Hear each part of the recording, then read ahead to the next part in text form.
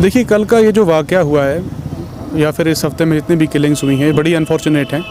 पर स्पेसिफिकली अगर मैं कल की किलिंग्स की बात करूं तो कल की किलिंग्स ने हमारी पूरी कम्युनिटी में, पूरे कश्मीर में एक ट्रॉमा जो है वो सेट कर दिया है।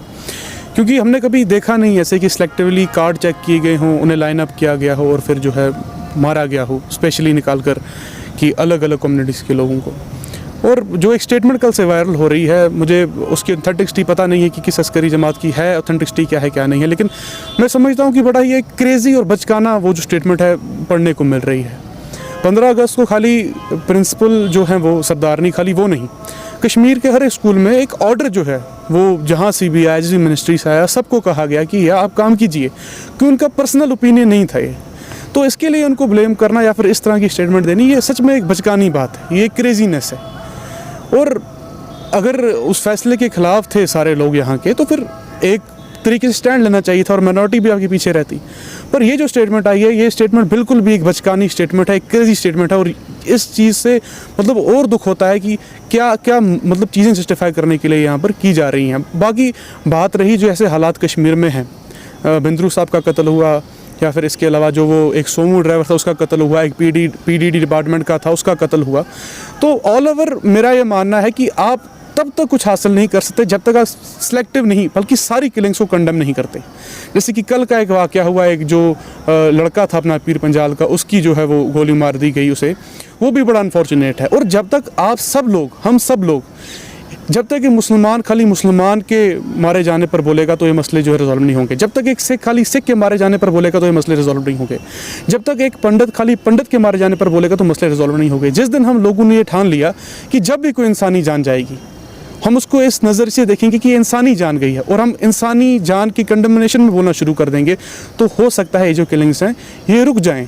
और मेरा ये मानना है कि इस किलिंग्स के बाद एक part of the minority community, क्योंकि मैंने कश्मीर में हर वो हालात देखे हैं जो यहाँ मेजॉरिटी कम्युनिटी ने देखे हैं, मैं दिल पे हाथ रख के बात कहता हूँ कि मुझे नहीं लगता कि यहाँ पर हम किसी भी सिक्योरिटी की वजह से हैं, किसी भी मतलब किसी ने हमें सिक्योरिटी प्रोवाइड की है या कुछ ऐसा है। हम यहाँ पर अकाल पुरख वाहिगुरु की जो एक है उसकी वजह से हैं, कि जो हमें जज्बा है, कौमियत का जज्बा है सिखों में, हम उसकी वजह से हैं। मैंने एज अ स्कूल, जब मैं स्कूल जाता था एज अ स्कूल बॉय, मैंने वो दिन देखे हैं 2010 में, जब यहाँ 6-6 महीने कोई एक सिक्योरिटी गाड़ी नहीं होती थी, जहाँ पुलिस का एक नामो निशान नहीं होता था। उन दिनों में हम यहाँ रहे, तब कोई ऐसा वाक़या नहीं हुआ। लेकिन कल का जो वाक़या, इसने पूरे ही एक हमारी कम्युनिटी में, पूरे कश्मीर में एक ट्रॉमा जो है वो डाल दिया है कि how it's possible, how we are witnessing this selective killing. और मेरा ये मानना है कि हर एक तबके को बाहर आकर इसकी कंडेमनेशन जो है वो करनी चाहिए, इस पर चुप नहीं रहना चाहिए। क्योंकि किसी एक बड़े ही ज़हीन इंसान ने कहा है कि injustice anywhere is threat to justice everywhere. वो थ्योरी हम सबको जो है वो समझनी चाहिए। और बिल्कुल मुझे लगता है कि कायराना हरकत थी, और खाली इस किलिंग को लेकर नहीं, हर एक जो किलिंग कश्मीर में हुई है, हम सबको बाहर आकर इसके लिए बोलना चाहिए। हमें ये दुनिया को ये चीज़ बतानी चाहिए कि इस कॉन्फ्लिक्ट ने हमें अंदर से ख़त्म कर दिया है। हम रो रहे हैं, हम एक ट्रॉमा में हैं, हमारी नींदें हराम हो गई हैं। हमारे कश्मीर में मौतें इतनी नॉर्मलाइज हो चुकी हैं कि हमें समझ नहीं आता कि मतलब एक ऐसी हमारी सूरत हाल हो चुकी है कि जब हम सुनते हैं कोई मारा गया तो it's very simple for us, it's very easy for us to hear this कि कोई मारा गया, कोई जानों की कीमत नहीं रह गई है। तो मेरा यही सब लोगों से अपील है, सब लोगों से मेरी ये रिक्वेस्ट है कि जितनी भी किलिंग्स हुई हैं आप बाहर आके इसको कंडेम कीजिए। आप कहिए कि ये किलिंग्स एक्सेप्ट नहीं की जाएंगी, चाहे वो कोई भी क्यों ना हो। हम पीस चाहते हैं, हम अमन चाहते हैं, हम रिजॉल्वमेंट चाहते हैं, हम चाहते हैं कि हम भी आगे बढ़ें। हम भी इंसान हैं और हमें वो जो एक इंसानियत का दर्द है वो होता है। साफ मैं आपको ये बात कहता हूँ, इधर it's NC, PDP, BJP, Congress, anyone, Kashmiri Sikh कभी किसी के लिए प्रायोरिटी नहीं था। हमें एज अ प्रोपेगेंडा टूल जो है वो यूज़ किया गया। हम जिंदा थे तो हमारी जिंदा होने पे जो है सियासत की गई, हम मरे तो हमारे मरने पे सियासत की गई। आज तक हमारी किसी डिमांड को कहीं पर भी जो है ना आप कहिए कि एड्रेसमेंट की गई हो, नहीं की गई। एक हुकूमत आती है, वो हमें एड्रेस करती है खाली न्यूज़पेपरों पे, खाली सेमिनारों पे, अपने जो है एक सेकुलर फंडे को लेकर हमारे फ़ोटो जो है, हमारी प्रेस कॉन्फ्रेंस जो है वो चलाते हैं, लेकिन ग्राउंड लेवल पर आज तक कुछ नहीं किया गया। अगर आज भी कश्मीर में सिख खड़ा है तो मैं दिल से आपको कह रहा हूँ कि उस अकाल पुरख वाहिगुरु की वजह से खड़ा है। जिन हालातों में हम यहाँ रहे यार, हमें मिनिस्टर कहते हैं कि आप वो कीजिए, आप यही कीजिए, वो मिनिस्टर साहिबान खुद अपनी 5-5 गाड़ियाँ लेकर सिक्योरिटी की घूम रहे हैं। रफियाबाद से लेकर कुपवाड़ा से लेकर बानेहाल से लेकर पीर पंजाल तक सिख रह रहा है और अपने बलबूते पे रह रहा है, अपने बलबूते पर रह रहा है, क्योंकि हमें पता है कि हमारे में वो हिम्मत है। हम किसी हुकूमत के यहाँ पर सिक्योरिटी पे नहीं रहे, हमारे में अपनी हिम्मत थी। हम अपना जो केसरी झंडा है, अपना जो एक कौमियत का दिल में जज्बा है, हम वो लेकर यहाँ पर खड़े रहे। हमें किसी ने आज तक बैक नहीं किया, हमें कोई नहीं पूछने आया।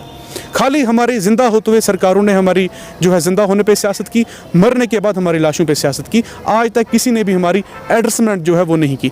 जहाँ तक रही इन अफवाहों की बात, तो सिख कौम का एक नेचर है कि हम कभी भी मैदान छोड़कर भागते नहीं हैं। और ये जो सरजमीन है, इसने हमें बहुत कुछ दिया भी है, हमसे लिया भी बहुत कुछ है। हमारा चैन सुकून सब कुछ लिया है। जैसे हालात है यहाँ पर, इधर मेजॉरिटी और मिनॉरिटी एनीवन सब एक टर्माइल में है, लेकिन ऐसा कभी नहीं हुआ कि हम लोगों के दिमाग में ये चीज़ आई। हाँ, लेकिन एक बात सच है, मैं इसे दोहराया नहीं करता हूँ। कुछ फैमिलीज़ हैं जो बड़ी फेयरफुल हैं, जो बड़ी इस टाइम खौफ में हैं। मेरे घर से मुझे अब आधे घंटे के बाद फ़ोन आता है कि कहाँ हैं आप, क्या कर रहे हैं आप, ठीक है। मेरी सिस्टर है, उसे क्लिनिक से वापस घर आना होता है, क्लिनिक जाना होता है, बार बार मुझे उसे फ़ोन करना पड़ता है कि आप ठीक है, कहाँ पर है, क्योंकि यहाँ पर जवाब नहीं मिलते।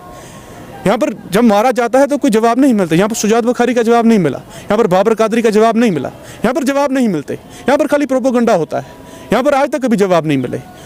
और हमें यह भी पता है कि इसका जवाब भी, जो ये किलिंग हुई, इसका जवाब भी नहीं मिलेगा। लेकिन हम ये कहना चाहते हैं कि ये जो किलिंग हुई है, ये बिल्कुल एक कॉवर्ड एक्ट है, ये क्रेजीनेस है।